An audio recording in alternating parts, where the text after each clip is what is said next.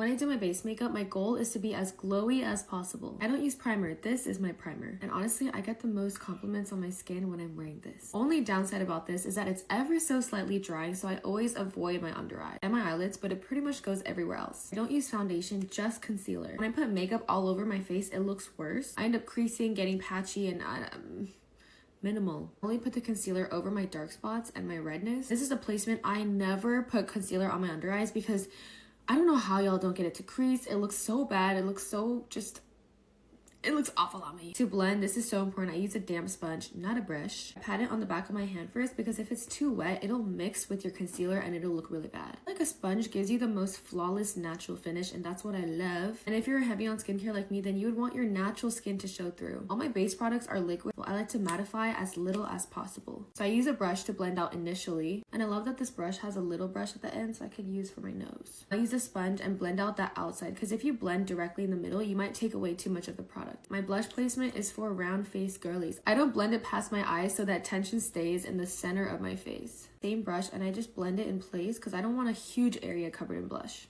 And then same thing with the bronzer, I just blend the edges. Even with blush and bronzer, I keep the products out of my under eyes because that's too much maintenance. For highlighter, this is my baby. It's a cream product again. I just put it on my nose and my inner corners. So with this product, I find that it looks best when you use a brush just to apply and kind of pack it onto the areas you want it. And then you use your finger. It looks best when you blend it with your finger. I use this setting spray.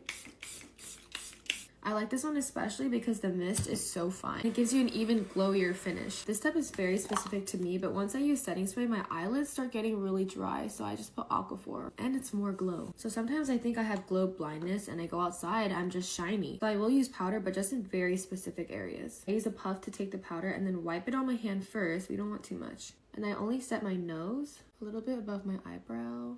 And the rest, I don't go for more product. I just use whatever's left. My makeup stays pretty well with just setting spray. So the powder is not really to set my makeup. It's more like so I don't look like a grease ball. This is the base. And for lips, I'll always use some sort of tinted lip balm because my lips cannot handle anything that's not meant to moisturize.